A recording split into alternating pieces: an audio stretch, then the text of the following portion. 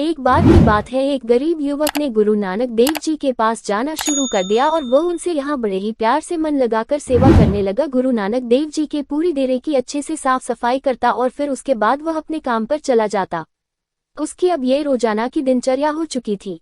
सेवा के बाद जब भी उसे मौका मिलता तो अक्सर वह गुरु नानक देव जी से अपने लिए आशीर्वाद मांगता और उनसे कहता, नानक जी आपके आशीर्वाद से मुझे ढेर सारा पैसा और संपत्ति मिल जाए। ये ख्याल उसके मन में इसलिए भी आता था कि एक तो वह बहुत ही ज्यादा गरीब था और इसलिए उसका मन उसे धन की तरफ भी आकर्षित करता था। और इस पर गुरु नानक देव जी ने उस व्यक्ति से पूछा कि क्या तुम इसलिए इस डेरे की सेवा करते हो कि तुम्हें धन मिले? वह युवक अपनी ईमानदारी पर पूरा खरा था और उसने सच न छिपाते हुए कहा कि हाँ, मेरा यही उद्देश्य है कि मेरे पास ढेर सारी संपत्ति आई और इसलिए ही मैं ईश्वर के दर्शन करने आपके यहाँ आता हूँ। मेरे पास एक किराए का मकान है, पटरी पर सामान लगाकर बेचता हूँ। पता नहीं वो नीली छतरी वाला आखिर कब मेरी सुनेगा। नानक जी ने कहा, चिंता मत करो, वो सभी को अवसर देता है, तुम्हारी भी सुनेगा। युवक ने निराशा भरे स्वर में कहा कि न जाने पता नहीं कब मेरी सुनेगा। और नानक जी ने हंसकर कहा, जब तुम्हारे सामने अवसर आएगा तो नीली छतरी वाला आवाज नहीं देगा, वह चुपचाप तुम्हारे लिए कोई न कोई रास्ता खोलता जाएगा। कुछ दिनों के बाद समय ने ऐसा पलटा खाया कि वह अधिक धन कमाने लगा और धन कमाने में वह इतना व्यस्त हो गया कि उसने अब डेरे जाना भी छोड़ दिया। समय बदलता रहा, वक्त बदलता गया और कुछ बरस बाद वह एक दिन सुबह फिर वैसे ही उस डेरे पहुंचा जैसे पहले जाता था और वहां जाकर फिर से झाड़ू लगाने लगा और उस डेरे की साफ सफाई करने लगा। नानक जी ने उसे देखकर आश्चर्य जताया और कहा, क्या बात है, इतने बरसों बाद तुम फिर यहाँ आए हो? सुना है कि बहुत बड़े सेठ बन गए हो। नानक जी को क्या नहीं पता होता है, वह इंसान की रूह से पूरी तरह से वाकिफ होते हैं।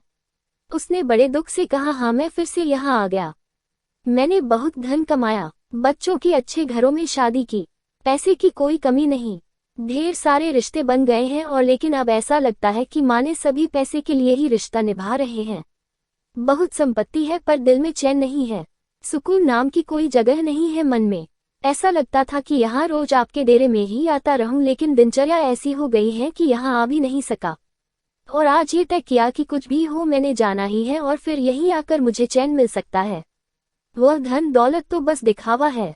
नीली छतरी वाले ने सब कुछ दिया, धन दौलत, लेकिन चैन और मन की शांति नहीं दी। नानक जी ने कहा, लेकिन तुमने उससे मन की शांति मांगी ही कब थी? तुम भी तो इस डेरे में भी सेवा धन मांगने के लिए कर रहे थे, या यूं कहो कि धन के लिए सेवा कर रहे थे, क्योंकि मन में तो तुम्हारे धन का भाव ही था। जैसा भाव मन में होगा वैसा ही सेवा का असर भी होगा, क्योंकि ईश्वर किसी की सेवा नहीं रखता, वह उसका उसे पूरा हर्जाना देता है। तो फिर तुम दूसरों को क्यों दोष देते हो? जो तुमने मांगा था वह तुम्हें मिल गया, फिर अब इस डेरे की सेवा करने किस भाव से आ गए? वह व्यक्ति बोला है, उस समय मेरा मन वश में नहीं था और धन के अभाव ने मेरी आंखों के सामने पर्दा कर दिया था और इसलिए मैं सेवा भाव को समझ ही न सका और सेवा के बदले धन की चाहत रख दी। और आज मुझे समझ आ गया कि सेवा से धन तो मुझे मिल गया, लेकिन मुझसे मेरा गुरु नानक दूर हो गया। धन की इस व्यस्तता ने मुझे मेरे ईश्वर से दूर कर दिया। इस पर नानक जी ने कहा, ठीक, अब तुम जिस इच्छा से सेवा करोगे वही पाओगे। हम तो न पहले तुम्हें रोकते थे न अब रोकेंगे, न हमने पहले तुमसे कुछ मांगा और न अब मांगेंगे। वह व्यक्ति उदास होते हुए नानक जी के चरणों में लेट गया और कहा, अब कुछ मांगने के लिए यहाँ सेवा नहीं करूँगा, बस दिल को शांति मिल जाए।